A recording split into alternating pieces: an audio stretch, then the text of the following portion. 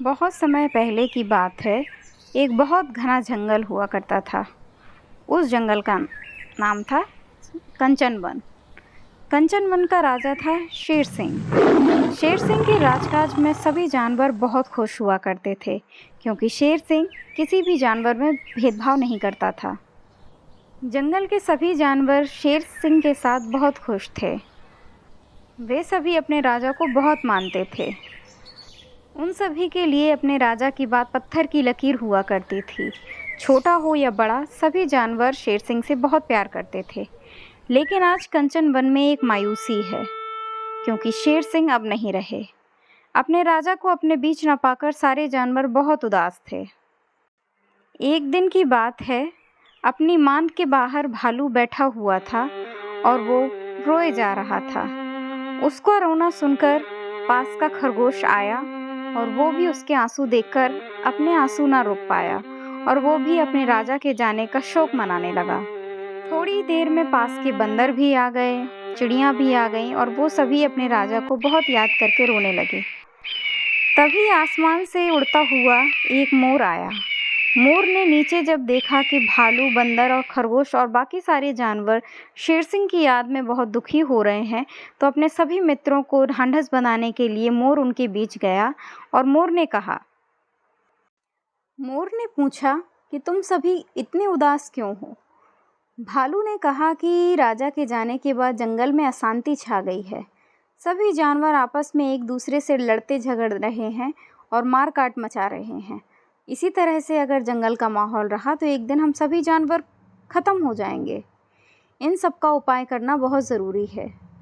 मोर ने कहा कि मेरे पास एक तरकीब है, अगर तुम्हें सही लगे तो मैं बताऊं। सभी ने मोर से कहा कि हाँ बताओ बताओ। मोर ने उन सभी से कहा कि हम सभी को आपस में ही अपना एक राजा चुन लेना चाहिए। राजा होगा तो वो फिर से हम सभी को सही राह दिखाएगा। सभी जानवरों ने थोड़ी देर विचार किया और वे सभी मोर की बात से सहमत हो गए। उन्होंने कहा कि लेकिन आपस में किसे राजा चुना जाए।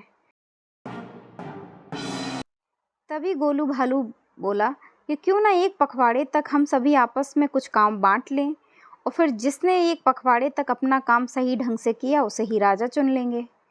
सभी को गोलू भालू की बात जच गई और उन सभी ने आपस में काम बांट लिए। काम इस तरह से बटे कि लोमड़ी को मिट्टी हटाने का काम दिया गया, बंदरों को पेड़ पर लगे जाले हटाने का काम दिया गया, हाथी को पत्थर उठाकर एक गड्ढे में डालने का काम सौंपा गया और खरगोश को घास की सफाई करने का काम सौंपा गया। धीमे धीमे करके समय बीत गया और एक पखवाड़ा खत्म हुआ। अब सभी अपने काम का लेखा जोखा लेकर एकत्रित हो गए। सभी ने अपना काम बहुत ही साफ सफाई और ईमानदारी से किया था। केवल हाथी, जिसे गड्ढे में पत्थर डालने का काम दिया गया था, उसका काम ही आधा अधूरा था।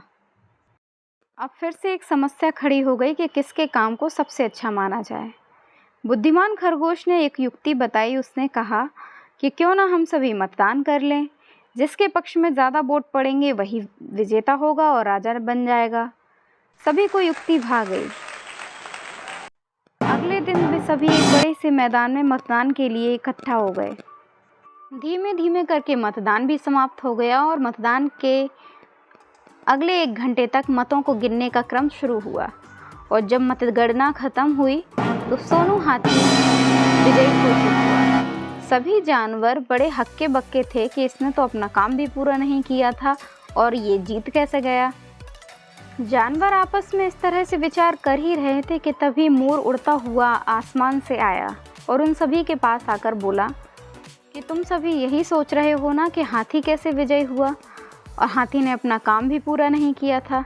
दरअसल हाथी रोज़ पत्थरों को लेकर गड्ढे के पास तक आता था, लेकिन जब उसने देखा कि गड्ढे में मेरे अंडे रखे हुए हैं तो उसने उन अंडों को मारना उचित नहीं समझा और उन पत्थरों को गड्ढे में न डालकर आसपास एकत्रित कर दिया।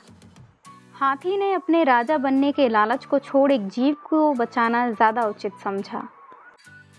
हाथी की इसी परोपकार की भावना को देखकर हम सभी पक्षी बहुत खुश हुए थे। अब चूंकि वन में पक्षियों की संख्या ज़्यादा है, इसीलिए जब मतगणना हुई तो सभी पक्षियों ने हाथी के पक्ष में वोट दिया और इस तरह हाथी विजयी घोषित हुआ। तो तुम सबको अब समझ में आ गया कि हाथी ने अपना काम ना करके भी एक बहुत बड़ा काम कर दिया है। मोर ने सभी को सीख दी कि सच्चा शासक वही होता है जो परोपकार की भावना से कार्य करे, ना कि लालच से। प्यारे बच्चों, फिर से एक अगले वीडियो में मिलूंगी एक नई कहानी, एक नई सीख के साथ। तब तक बने रहिए अपने इस चैनल के साथ। Bye bye.